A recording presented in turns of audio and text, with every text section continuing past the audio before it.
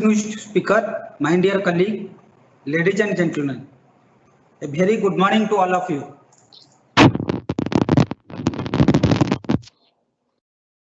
It is my great pleasure to welcome you all on behalf of the Gale Training Institute, Noida, for today's event. Thank you to each and every one of you for connected virtually for today's program. Dr. R.S. Bhelumurgan, GM Training, and Sri P.C. Gupta, Chief Manager, Total Quality Management Department, is present here at GTI along with me.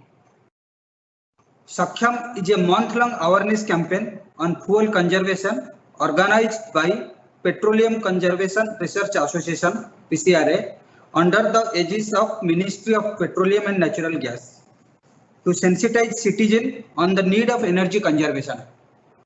This year, the campaign is being organized with the theme Green and Clean Energy from 16th January to 15th February 2021. The campaign seeks to promote effective utilization of petroleum products, something that will lead to environmental protection. The campaign will also highlight the adverse health and environment impacts of increasing the carbon footprint. To sensitize people on effective utilization of petroleum products across the country, GAIL is organizing a number of events throughout the month. Talk show and panel discussion in one of such event, which is being organized by GAIL Training Institute, Noida, in association with Total Quality Management Department, and it is related to theme of Sakhyam 2021 Green and Clean Energy. So far, GAIL Training Institute successfully conducted 4 different talk shows on subject improved domestic cooking burner of PNG, waste plastic for energy conservation in association with Indian Institute of Petroleum, Dehradun, role of renewable energy in India's electricity sector in association with Germany, and prospect of biogas sector in India by Indian Biogas Association. And we did 3 panel discussion. One is an electric vehicle in association with the IIT Madras. Second one is role of city gas distribution in clean and green energy by subject matter expert from oil and gas domain. And third one is cultivation of sports in professional life by expert from Sports Academy Association of India. In today's panel discussion, we are having Dr. S.C. Sharma, Dr. D.K. Khare, and Dr. V.K. Gupta from International Institute of Technology and Management, Delhi. And the topic for today's panel discussion will be on biofuels.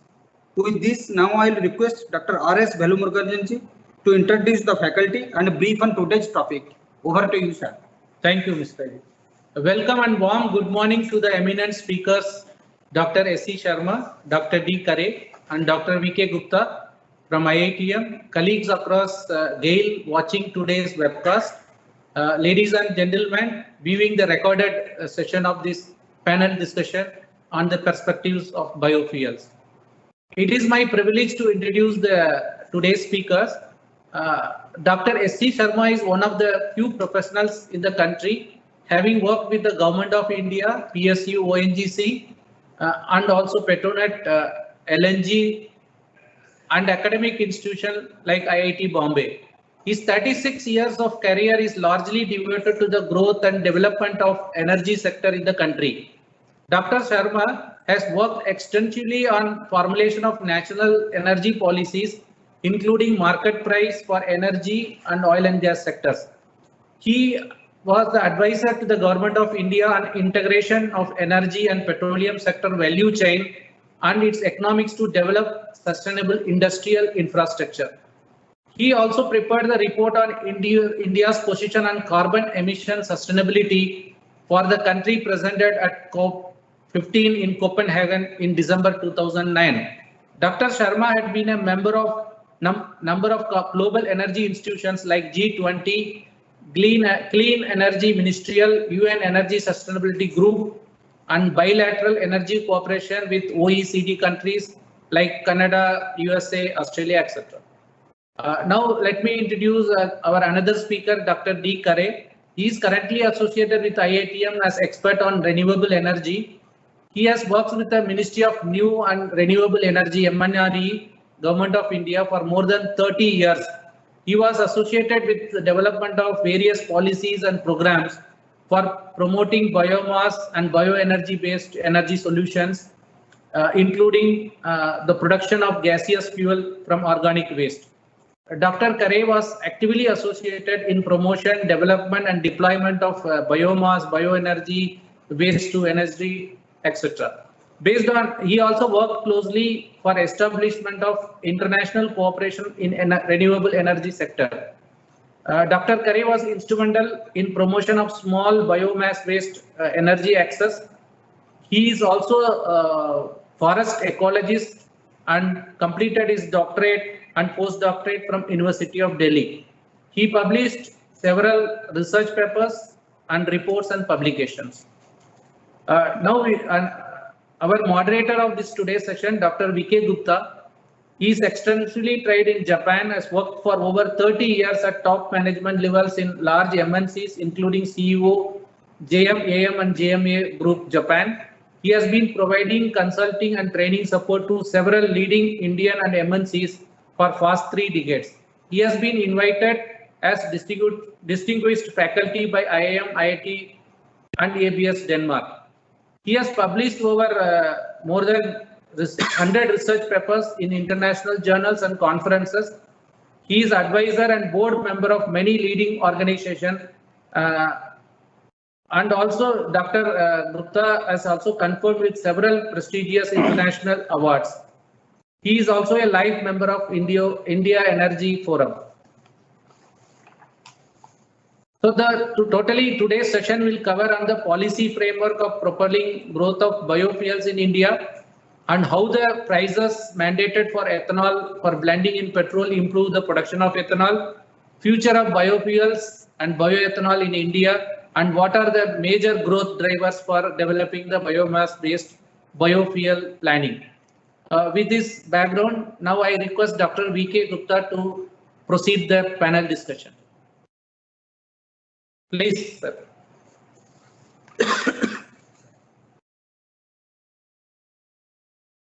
Thank you, Mr. Velmugam, Dr. Velmugam, and Mr. Mishra and our other colleague.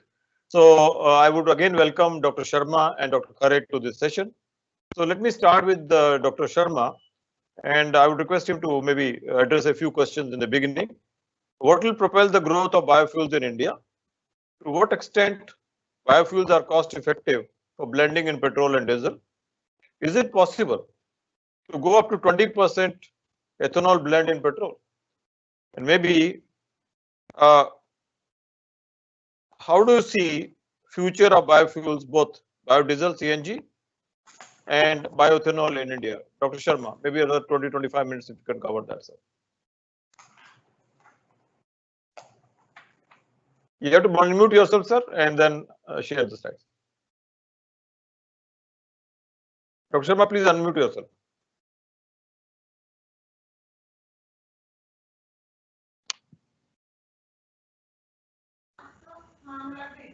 Am I audible now? Yes, sir. Yes, sir. You are audible. Okay. I shall be covering all these questions in my presentation, and I'll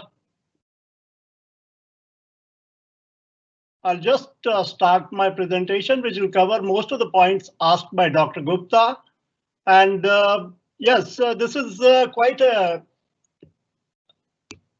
illustrative presentation, which gives a general idea about different aspects of biofuel and how the biofuels was rolled out within the country and what is its importance.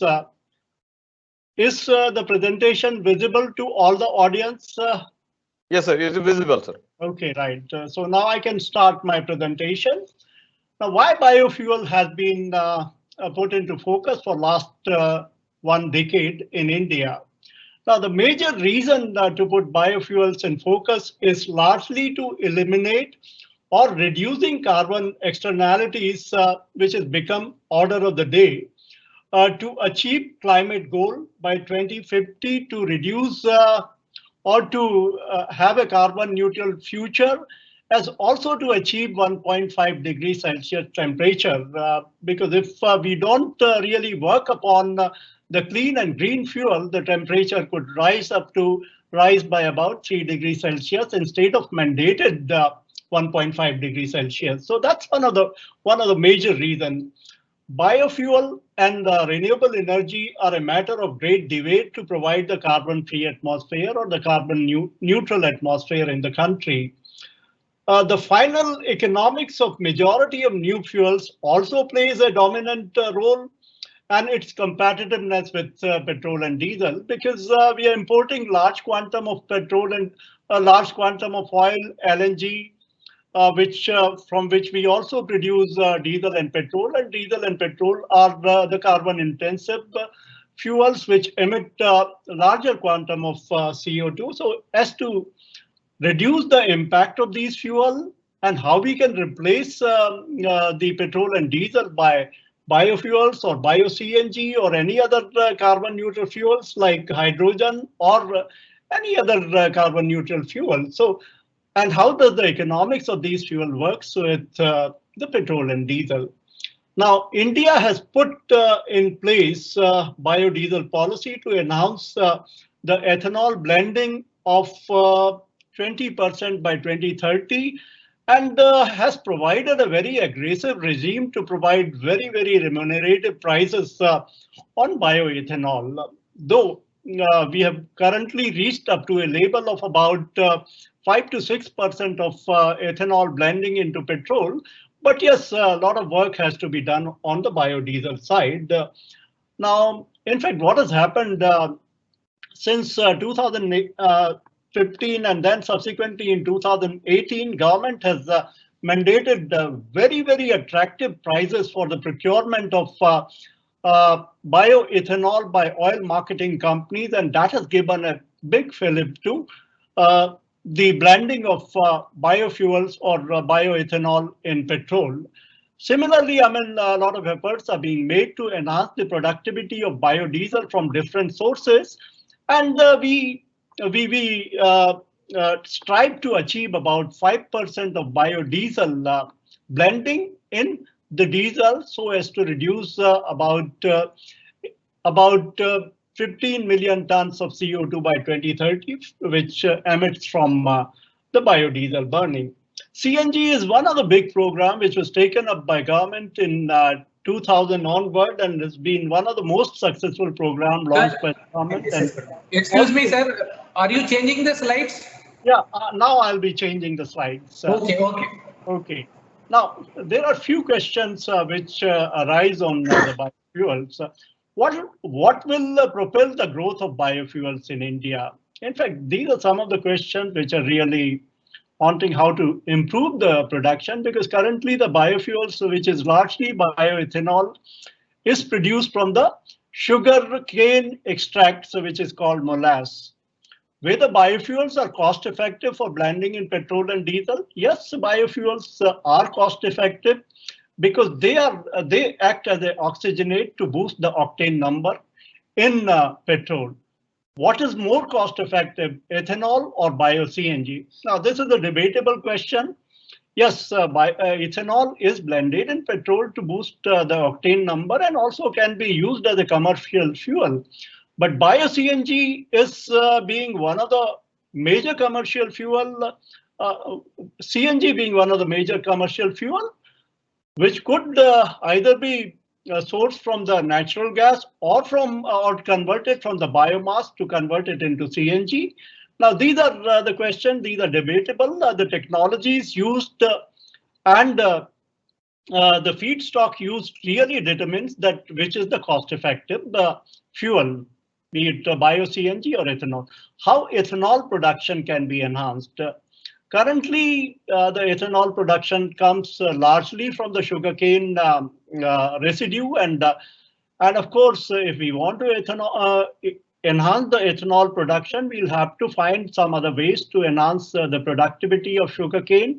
Direct ethanol production from sugarcane juice, also ethanol production from the corn-based ethanol, and also the production of ethanol from biomass or the grains.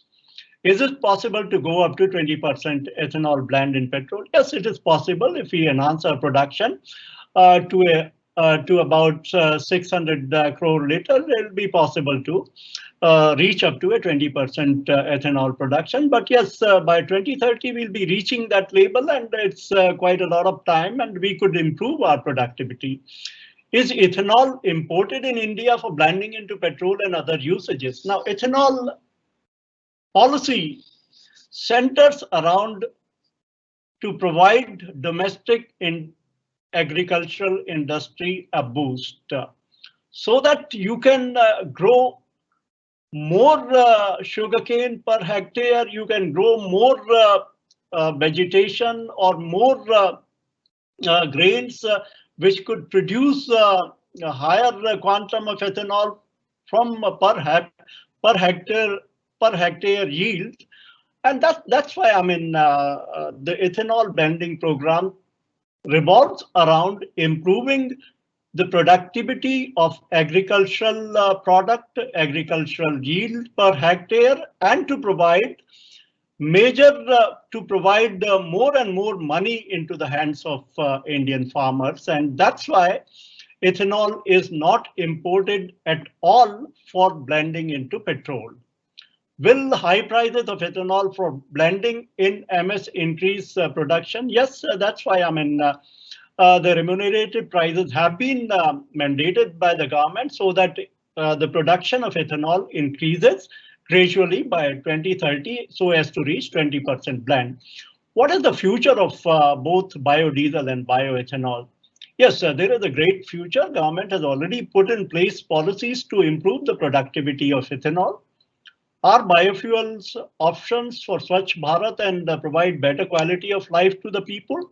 Yes, this is one of the major area, because a lot of biomass which could be converted, which is wasted and put into dump, could be converted into the bioethanol, and yes, that can be blended with the petrol.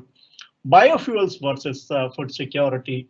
Now, as yet, yes, food security is not affected by production of biofuels because the bioethanol is always produced from the molasses, which is the final black extract of the sugar cane production process. Now, why biofuel? Nations are looking for externality adjusted economic fuels to reduce CO2 emissions. CO2 emissions happen to be the major issue, and that's why I mean the cleaner and greener fuels are being given more importance.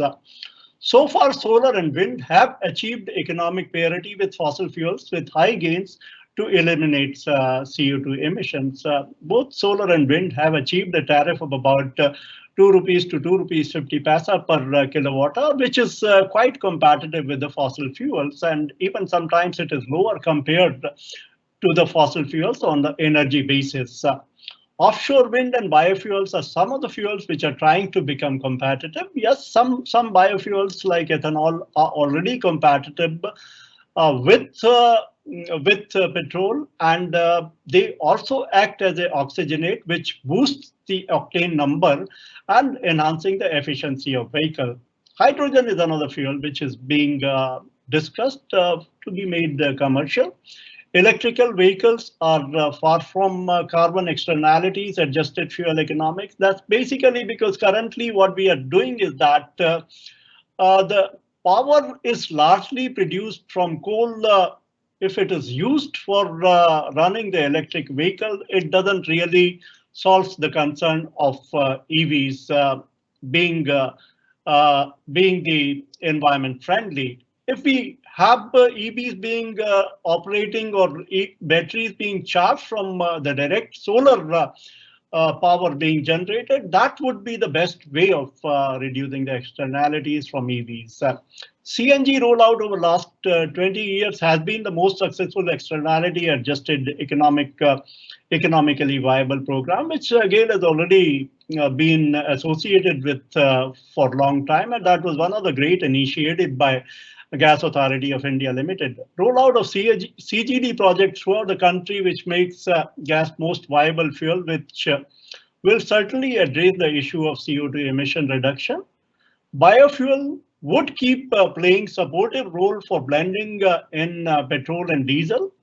Ethanol is used as an oxygenate in petrol instead of ether or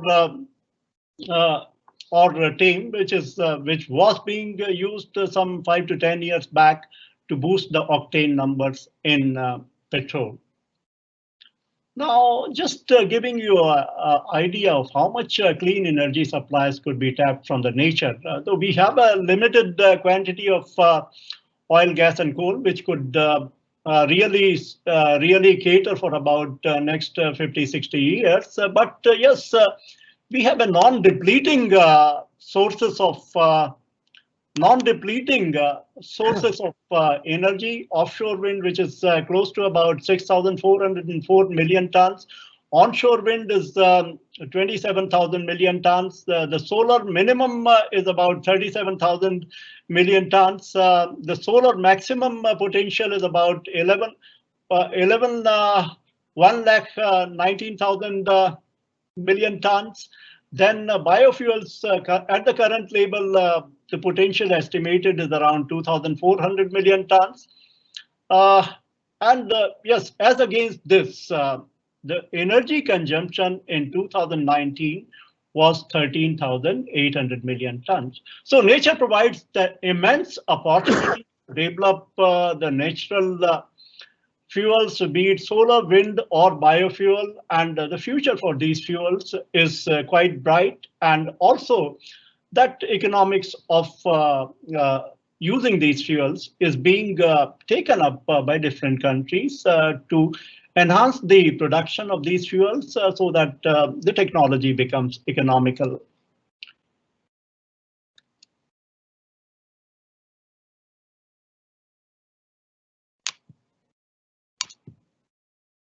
Well, global biofuel potential, as I talked, there are different agencies which have estimated the biofuel potential. Now, some of the agencies which have estimated about 185, 190 exajoule kind of amount of biofuel, which could come from lignocellulosic crops, residues from food crops, and residues from agri and forestry waste and the food crops. Now 180 exajoules turns out to be somewhere close to around 2,400 million tons of oil equivalent biofuels, but that's a number which has been estimated for 2070. The current 2020, it's close to about 100 exajoules, which is close to about 2,400 million tons of oil equivalent of biofuels, which could be produced across the world from different sources of biomass.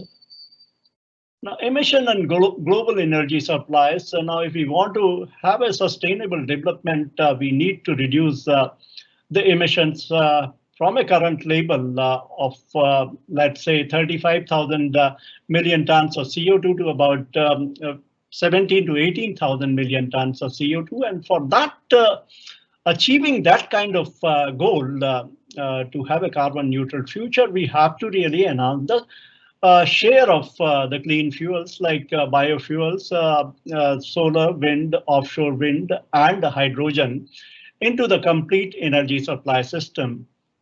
Now, Elon Musk, I think everybody knows him these days because he's the CEO of the Tesla Motors, and Tesla produces the most efficient electric vehicles. Now, he had announced a few days back that I'm donating $100 million towards a prize for the best carbon capture technologies.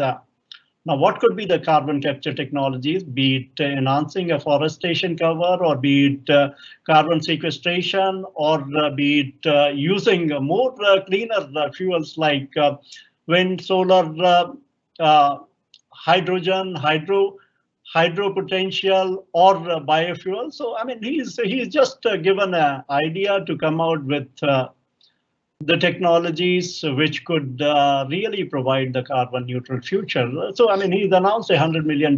People can participate. The the bright minds can participate and suggest him that what could be the best technology. The global status for biofuels, yes, currently the total production is about 160 billion liters, but yes, it went down because the petrol consumption had gone down in 2020, and that's why I mean there had been a lower production. But yes, the production by 2025 is expected to go up to about 160 billion liters to about 180 billion liters by 2025. Brazil, USA are some of the major countries which are producing biofuels, but yes, India, China, and Thailand are also some of the countries which are coming up in a big way. Role of biofuels in Indian economy. India imported about 210 million tons of oil in 2018-19. The fuel oil bill was 80 to 90 billion US dollar. It ranged during the last 5 years. The focus on biofuel is largely to replace petrol and diesel to create domestic clean fuel supply capacity building and also to reduce import dependence of oil and petroleum products. Current availability of ethanol satisfies 5% blend. The policies are being have been developed by government to promote the biofuel blend to a much higher levels by the attractive prices. This also helps growth of farmer sectors in a big way, so that farmers have a good amount of money in their hands by producing more food grains, more biocrops, or more sugarcane, which can help in producing higher amount of bioethanol and biodiesel. Biofuel policy, as I've already discussed, 20% blend mandated in ethanol and 5% biodiesel blend in diesel by 2030. It also envisages growth in domestic biofuel production, use of multiple feedstocks, as well as the stationary and portable applications. Also can use biofuels to propel their vehicles or propel their instruments on ground. Now, I would like to interrupt Dr. Sharma for a minute, please. I think Dr. Sharma has very clearly covered a very wide aspect of the biofuels. So let me turn to Dr. Khare for a little while and take few other issues. We'll come back again in the policy issues later part of the program today. 2 minutes, I'll finish this and. Okay, Dr. Sharma, fine, please go ahead. So USA, Brazil, or Indonesia are the largest producer of biofuel, and India and China are also picking up. Yes, we are going in a big way. Majority of bioethanol is produced from sugar, but now the mandate has been given by the government to produce bioethanol directly from the sugar juice and the B scale molasses also. Now, current availability of blending of biofuel is 1.63 billion liters, which for blending 20% ethanol requires about 6.6 billion liters, and that production would come due to the amount of incentives which have been provided by the government. Now, this also gives as to how much is the shortfall of bioethanol to reach 20% label. 4.18 billion liters of additional bioethanol is required over and above the current production. This is largely how the prices have improved or mandated by the government to promote the bioethanol production in the country, and that's basically giving us that currently government is providing about 55 to 60 rupees per liter, which is quite a good amount of price at a time when global production prices are at around 32 to 35 rupees per liter in Australia, in USA and Brazil. Okay. Okay. There is a large investment for bioethanol by different companies. And what needs to be done? I mean, we need to really go on to produce larger corn-based bioethanol, direct ethanol production from sugar juice cane, need for improving per hectare sugarcane yield, attractive price mandated by the government, fiscal incentives are to be provided. Biodiesel production is yet to pick up, and for that some policy initiatives are required. Efforts are being made by the government to enhance the ethanol supplies during last decade, and which continues by giving remunerative prices to procure the bioethanol by oil marketing companies. And I believe that yes, in next 10 years we have 20% blend coming along in petrol for bioethanol. Thank you. So thank you, Dr. Sharma, for a very lucid presentation. I think you covered very wide aspects of biofuel. So let me turn to Dr. Khare. Dr. Khare, maybe you can address why biofuel become so important for India. What are the major drivers for developing biomass-based biofuel planning? What are the advanced biofuels? And maybe you can touch upon which is the major feedstock required for biofuel production. Some of the questions you can address in your presentation over next 20-25 minutes, Dr. Khare. Please. Dr. Sharma, can you just stop the presentation, please? Okay. Just stop the presentation. Stop share, sir. That's it. Dr. Khare, please. Unmute करिए, Dr. Khare. Please unmute yourself. Sorry, I'm sorry. Thank you. Thank you, Dr. Gupta, for giving me and putting me in this platform to discuss biofuel. Thank you, Mr. Velmurugan Saab from GAIL, who is the leading company in India for supply of the gases required. And we all, from the morning and till evening, we enjoy with the clean fuel, at least at this moment of time. And of course, Dr. Sharma, who has made a wonderful presentation on the global scenario and weaving into how Indian scenario is there and what are the opportunities. So I will not go into that details which Dr. Sharma has already covered, but what Dr. Gupta has asked me, what are the main drivers for the promoting biofuels? Let me I'm having a small presentation covering what the compressed biogas or bio-CNG and using what are the opportunities. I will come back, but before that starting, I will just respond to Dr. Gupta's questions. What are the main drivers? Basically, globally, biofuel plays very, very important role. It is because of the energy security as well as the environmental concern. And Indian biofuel program, as Dr. Sharma will endorse me, is mainly because of we are in the tropical country. Our economy is agriculture economy. We produce a lot of different type of varieties of the biomass here. And to create rural employment, to create rural energy supply chain, our biofuel programs are addressing on that. We are not using anything which is being eaten or which is being used as a food or food product. So there is hardly any conflict between these. Only the thing is that whether we should grow maize for the eating or maize for the ethanol.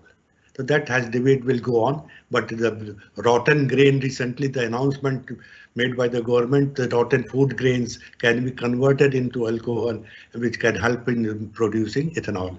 So that is the one. But the major driver of this biofuel program in India is started from way back by the Ministry of New and Renewable Energy to start up the biofuel policy, which has now been taken up by the Ministry of Petroleum and Natural Gas, who has come out with a revised policy of biofuel 2018. That is the main driver.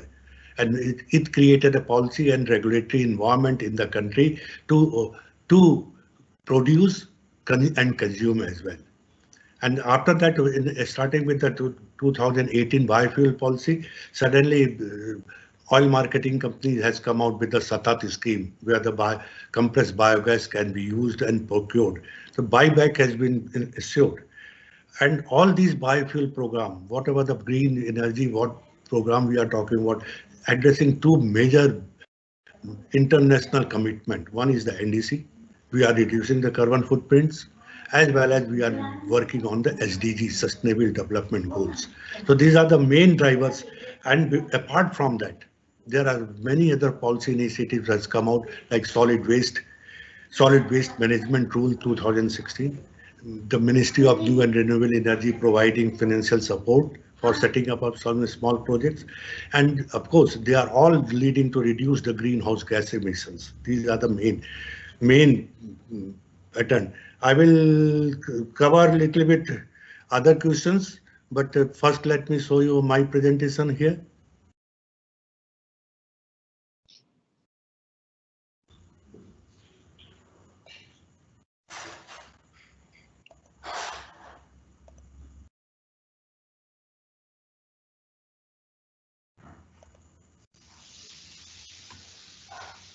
About 20 minutes, Yes, 22 minutes. I will cover it in the 20 minutes.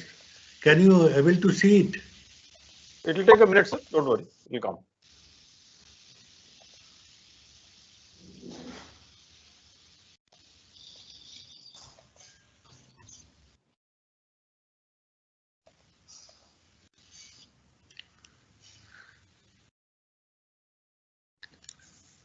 Can you able to see my It will presentation? take a minute, sir. You just share, that will come.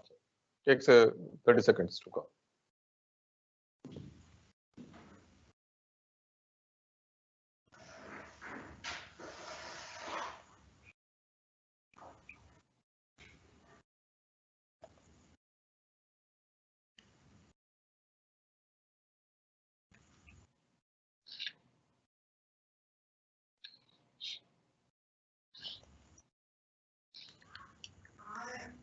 It has come out? No. Not yet, sir. Yeah, it's come now. Okay. It's come. Yeah, Dr. Khare, fine. Please. That's okay. So, being a panel discussion on biofuel, Dr. Gupta has suggested, and we are discussing on that. I'm just going to make a small presentation on the biofuel, especially covering three aspects. What are the today's problems? What are the smart solutions available with us? And what are the potential? And some case studies briefly tell you. The main problem of India today is to manage the biomass. We are the agriculture producing country, mainly producing about 300 million tons of the food grains in the country, which leads to about 600 to 700 million tons of agriculture residues available in the country. And if we take into account that 50% goes waste, it can lead to a lot of energy devices. It can be produce ethanol, it can produce compressed biogas, a bio CNG, it can lead to advanced biofuel, drop-in fuels, and many other things. And similarly, we have also have about 62 million metric tons of municipal solid waste in the country annually, which has to be tackled, because if it goes to landfill, it creates a problem. Similarly, we are looking for the per capita contribution from urban India to MSW is increasing day by day. And this statement estimates has been made of the certain class 1 and class 2 cities only. 70 to 80% of MSW is deposited in landfill. If all these waste material has to be deposited in the landfill, we require more than 1,1500 square kilometer of land by 2015. So land become very precious. The cost of the waste material may be free, but the land cost may be very high. So the cost of the feedstock naturally will be more. Same sort of the segregated waste is converted into compost, which is low value product. We have to extract energy first, and then compost and fertilizers will come subsequently. Another major issue is the sewage treatment. And if you might have heard about that, a lot of initiatives has been taken of the Clean Ganga, Clean Yamuna, and many other. And if all these cities liquid waste has to be treated, it has to be treated with anaerobic digestions, so that you can generate methane, and which is otherwise dissipating into the environment. So we have to work on that waste treatment, and there is a lot of gap between the sewage generated and the sewage treatment. You just see the graph over here, and you will find that urban populations are also means of greater sewage generations. So this is another opportunity where we can produce lot of biomethane, and which can be captured and used as a very important product. Dr. Sharma has told you about the total biofuel production, but I am covering here about natural gas consumption, biogas, CNG, and we are about 50% importing it. A lot of money goes as a foreign exchange. If we replace it with the indigenous produced bio-CNG, it can reduce a lot of, apart from the climate concern, apart from the SDG concern, apart from the NDC commitment, money can be produced as per the schemes and programs. Lot of employment opportunities can come up here itself. So what are the smart solutions? We are having a second largest food and vegetable production in India. And if we take into account about 40% is a waste, we are producing more than 400 million tons of the vegetable and fruit and vegetable. If 40% are available, it can produce a lot of biogas, a lot of CNG, a lot of ethanol, bioethanol can be produced here itself. I'm giving you just overview, general overview, because of that the audience available here is an expert in the gas line, but may not be available here for what are the social involvement.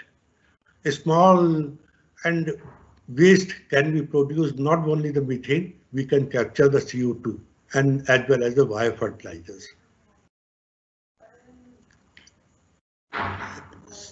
In our CBG production, from about 100 tons per day, waste can generate about 4 tons bio-CNG, which is going to about more than 1300 tons per year. These bio-CNG can be distributed through the CGD network.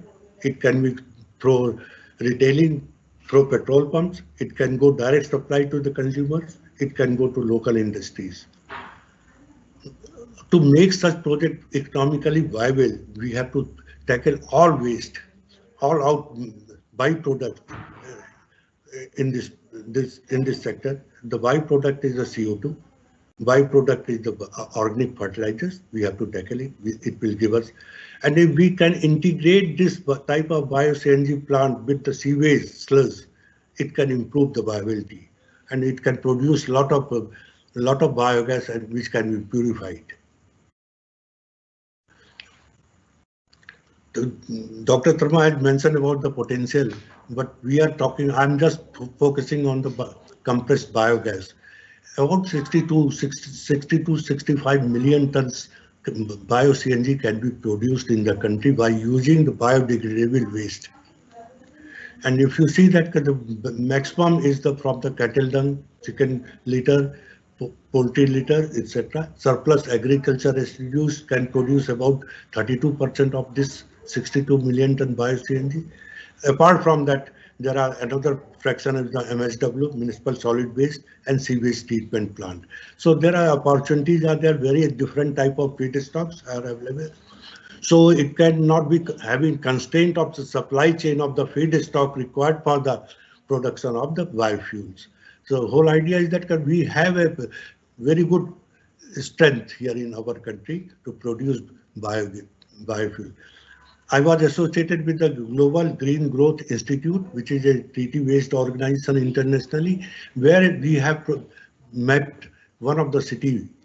Bangalore has been selected out of 4 cities because the Bangalore has very good vegetable markets.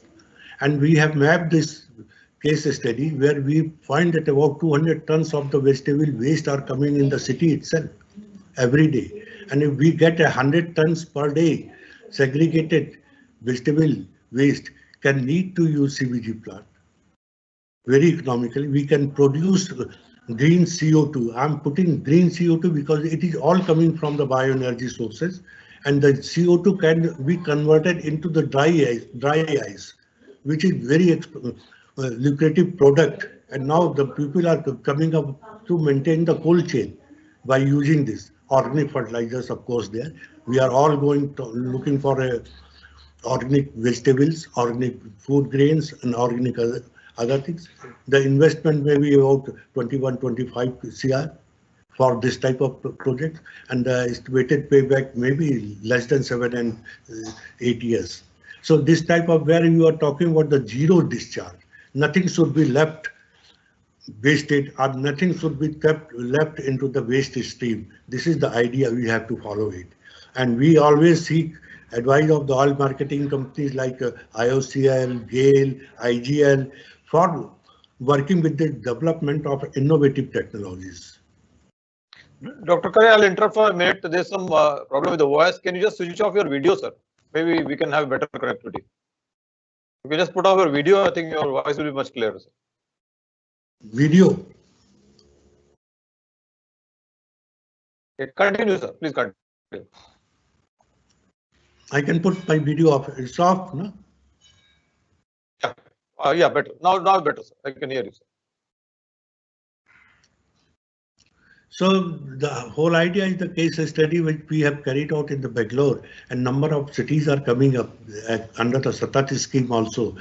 If you see that the bio CNG cost, which is about 46 rupees a kg, be procured by the oil marketing companies, can lead to you about 6.5 crore rupees annually from this. And green CO2, if you can extract it and market it for various applications, you can fetch another 1 crore or so from this. So your economic viability is very strong, and the products and byproducts are very useful. It can use biogas can go for the CBG, biogas can go for the electricity generation. Of course, it is a little expensive, but for the commitment and the requirement, electricity is another option from the biogas itself. And the third option is the thermal applications. It can use for the domestic, commercial, automotive, or industrial application. Again, the carbon dioxide can be used as solid, liquid, and gaseous form.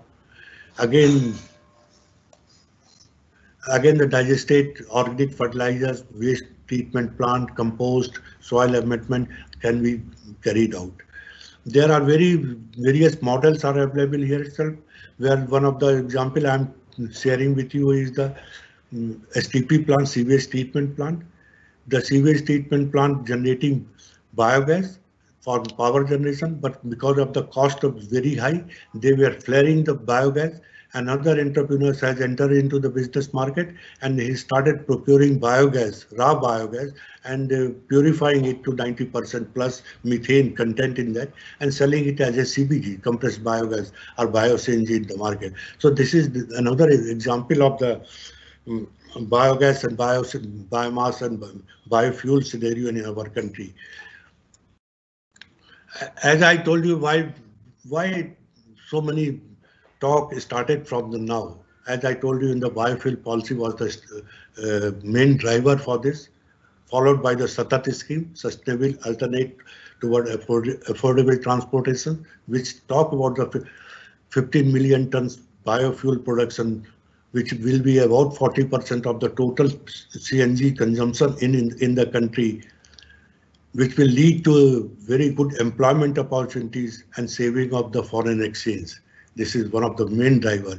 Apart from that, there are other Swachh Bharat mission, which is started in 2015 itself, and the solid waste management rules came out, where all people cannot throw organic matter or solid waste into the dump yard.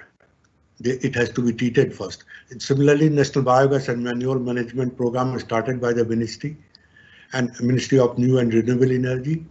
MNRE, Ministry of New and Renewable Energy, also providing financial support for the waste to energy projects. These are the main drivers. Very strong regulatory and policy framework has come into place. Of course, earlier we were a little concerned who will buy the biofuel produced by the private entrepreneurs. Now, OMC, all marketing companies are ready to buy at a certain price. Any entrepreneurs can also sell bio-CNG or bioethanol directly into the market, following the safety norms. following the norms available, are rules and available here in the country, we can put it compressed biogas into the CGD network, city gas distribution network.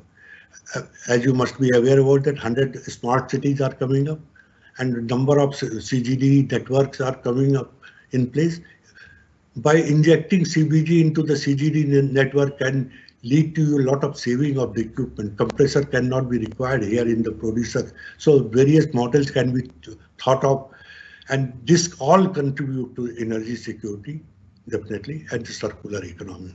Because whatever we are, organic matter, we are using it, and the fertilizers comes out, and the biofuel comes out, which can be used as a farm equipment, tool, fuel, farm equipment fuels, and so that it can go on, and it can make a circular economy very strongly. It reduces GHG emission because we are capturing methane. Methane is very, very dangerous. And if you remember that second biennial report of the climate change says that the very high methane emission is destroying our environment. So we have to tackle that. And meeting India's SDG and NDC commitment, Sustainable Development Goals, it covers many, apart from the Sustainable Development Goal of 7, it covers many other areas also. It also reducing organic waste going into landfill. As I told you, landfill is about 1400 million hectares of land will be required by 2015. With this part, I'm just completing my presentation. Yes, sir. Okay, thank you, sir. Thank you, Dr. Khare. I think maybe you can just stop sharing, sir. Yeah. If you can stop sharing. I'm coming. So let me come back to Dr. Sharma. I think we had an excellent presentation over the overview, both global, regional, and Indian, and also very detailed technology which goes behind these biofuels. Especially Dr. Khare has mentioned about the biogas in a very big way, especially from municipal waste and other kind of waste which we have. So how do you see the future of biofuels in India, Dr. Sharma? If you can give an overview perspective to our participants, please. So and what India needs to do? What India needs to do? As I said that we need to really work upon different sources of feedstock supplies, which really takes into account the biomass, the corn-based ethanol, as also the grains which are not fit for eating. So these are some of the areas where we have to really work upon to improve the production of bioethanol. So far, our concentration on the production of bioethanol had largely been from sea molasses-based ethanol, which is being available as an extract from the sugarcane and then sugar extraction processing. So there are 2-3 areas where we could work upon. And that's what we have to learn from Brazil and also USA, which are the largest producer of ethanol for blending into petrol, as also the 100% ethanol propelled vehicle or 20% ethanol blended propelled vehicle. Now we have to improve per hectare yield of sugarcane production. That's one part. We also have to work upon the corn-based production, so as we could enhance our production of ethanol from corns, like what it is done in US, and the cost of production is quite competitive to produce ethanol from corn. As also that we have to really look in and concentrate and collect all the data to produce ethanol competitively from all kind of biomass, because the value addition of producing ethanol from biomass or even bio-based is also quite competitive. So these are some of the areas we have to look into enhance our production of bioethanol, and it's feasible. I mean, if let's say US can produce something like 20 times or 40 times more ethanol than us, or Australia or Brazil can produce something like 20 times more ethanol than us, or even China has gone ahead with 16 million tons of ethanol. I mean, we are close to about 2.5 million tons of ethanol production. Obviously, I mean, we can always enhance our production, being one of the largest agricultural based country. So that's what is my take to enhance the production of. Thank you, Dr. Sharma. Maybe I'll turn to Dr. Khare for his comments also. I think you shared the other side of it, that we can generate from municipal waste and from a number of areas, and a lot of municipalities can be involved. And you know, we have an issue with all the central government and state government taking care of each of the initiatives. And of course, GAIL being perhaps oil marketing company, which are extending the CGD network, where perhaps this gas can be used for domestic use and other uses, industrial uses also. So what do you think are the issues which need to be tackled to make it a mass movement and to make this policy successful in near future going forward from here? Yeah, just one more point I have. I think we used to talk about Jatropha at one time. A lot of plantation of Jatropha happened. I don't know, it doesn't appear in our discussion today. No, let me tell you, Dr. Gupta, you have raised very relevant point. Second point which you have raised about the Jatropha plant, Jatropha oil for the biodiesel. I will answer first Jatropha, because the Jatropha, the yield and the variety, the specific quality, it cannot be grown on the desert area. It requires agriculture. The competition started between the production of agriculture or in the agricultural land. Jatropha, there were some mismatch. The side which are producing Jatropha seeds, there is no consumers, no demand. And where the demand is there, there is no Jatropha oil.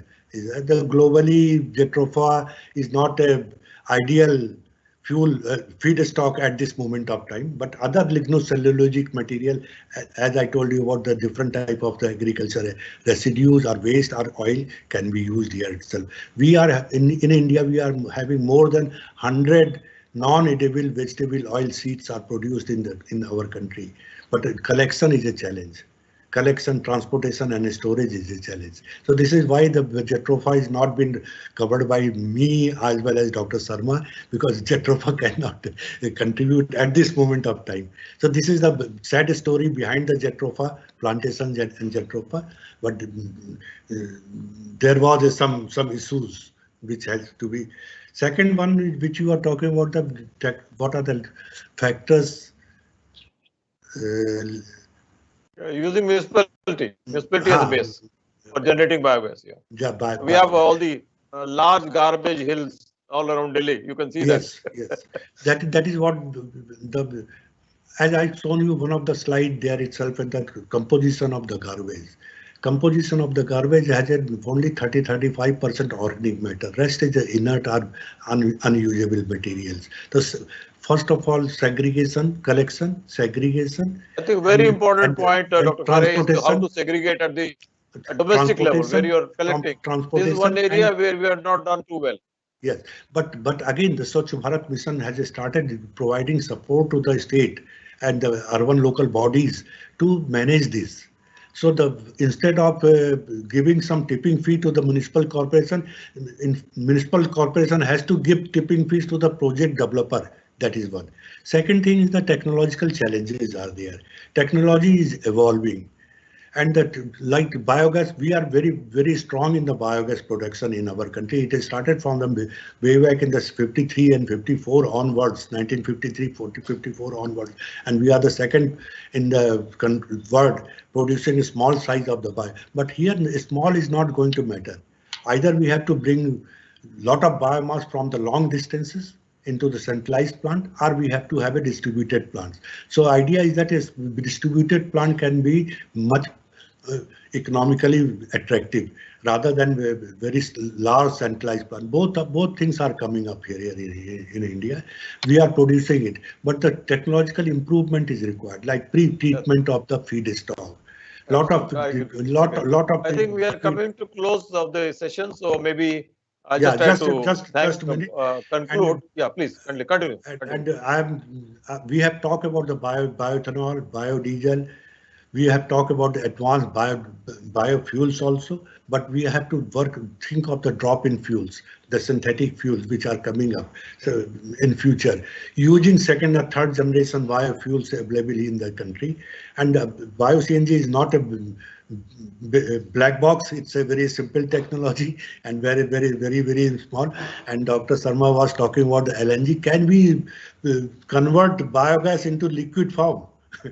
that is another challenge. Yeah, I think we are coming to the close, sir. So I'll need to just conclude. So thank you very much, thank Dr. you, Sharma, and thank you, Dr. thank Khare, for your excellent presentation. I think very comprehensive coverage we had on the biofuels, and this is a future for India. There's no two opinion about it. Only point is that we need to have a lot of collaborative work, both oil companies, the distribution system, the municipalities, and the government to make it a success and acceptance. The point is that if there's an issue like Jatropha, we had an issue between what we eat versus just growing a wildflower.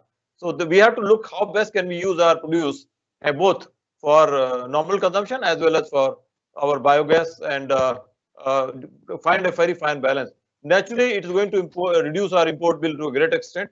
Luckily, the prices are low, but they are keep inching up now. And I think this provides a future for us to look that we can make it more economical for India and serve the country as a whole. And we have a lot of potential in our country that we need to work together to use it. And also segregation at the collection point perhaps is one area which we are lacking. And if we do that, yes, this can be very successful. So with that, I would like to thank very much and give back to Mr. Velmurugan, please. Thank you. Dr. Sharma wants to say something. I think he's raising hand. Yeah, Dr. Sharma, I'd like to say something. Sorry for that, please. There's just one small point which I just wanted, because in case of Jatropha, what has happened is that yield has not been very big. So at one of the cabinet committee of secretaries meeting, I suggested that why can't we have genetically modified seeds for biodiesel, because that's not edible product and it doesn't harm the human beings, because we do have concerns on the genetically modified crops.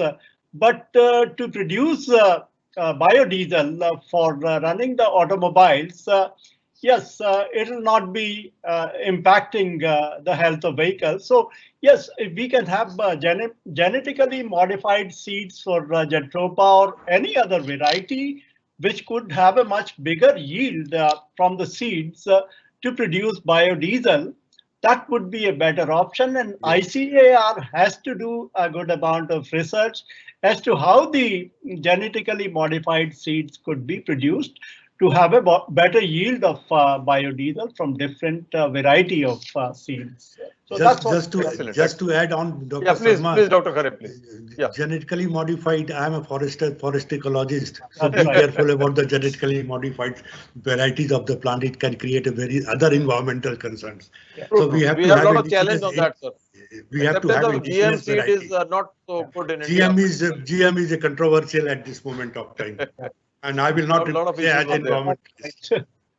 I think maybe that's topic for another discussion. One common question from Mass. We are sharing this video for the public. So the common man is feeling, will these biofuels affect my vehicle engine?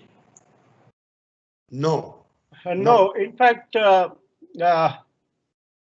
some tests have been done by CM, and what they say is that up to 10% blending, it doesn't make any difference in the existing technology of engines, because all are IC engines, so it doesn't make. Yes, there may be some there is the issue of efficiencies because the ethanol calorific value is 6,400 kcal per kg. The petrol calorific value is 11,400 kcal per kg. So any blending beyond 10% plus, yes, there need to be some little tweak in engine design to suit the higher blend of ethanol into petrol. So that's you will get lesser energy. That's one point. I think Velmurugan was very right. You are But going to get the- lesser energy when you put start blending. it- 11,000 to 6,000 or something like that. So one has to look at up to what optimal level can you go, and can your engine be tuned for that without damaging the engine and the whole system. Rather, Okay. Just to mention here, flexi vehicles is required in the country. yeah, that's right. The flexi vehicles, if we have a higher blend. Yes. Then this Thank question you. of that 10% or 100% blending will be sorted out automatically. But the technology is not with the Indian side. It is still with the others are controlling it. That's a Thank very you, sir. complex question. I think we need to address Yes, it sir. some other time. Thank you. Yes. Appreciate it. Thank you, sir. Velmurugan. Now I request PC Gupta to propose vote of thanks. Thank you very much, Dr. Velmurgam. On behalf of Corporate TQM Department, it is my immense pleasure to extend vote of thanks on today's panel discussion on biofuels. I would like to express my gratitude and respect to distinguished guest speakers, Dr. S.C. Sharma, Dr. D. Khare, Dr. V.K. Gupta from International Institute of Technology and Management, Delhi, for sparing their valuable time for enlightening us with their knowledge, experiences in the field of biofuels. Also gave deep insight and importance of biofuels to our journey of clean and green energy drive in India. He also shared, Dr. Sharma also shared regarding government policy to enhance production of ethanol and bioethanol to achieve 20% blending by 2030, and how to get better yield of biofuels in coming days, and government target to reduce global temperature 1.5 degree by 2050.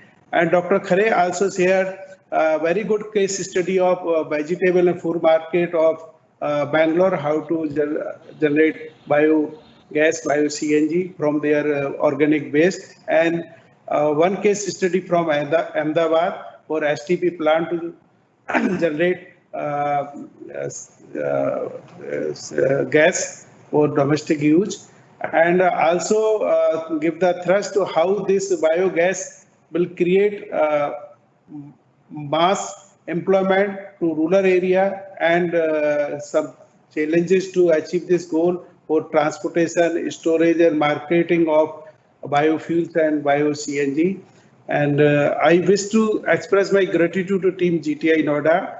We asked to organize this very wonderful and good program in Sacham 2021, which is very relevant to theme Sacham 2021. I wish to also thanks to everyone who involved directly and indirectly to organize this program. My heartfelt thanks to all GAIL employees who joined in this webcast from various sites across GAILs. Thank you very much, sir. Thank you.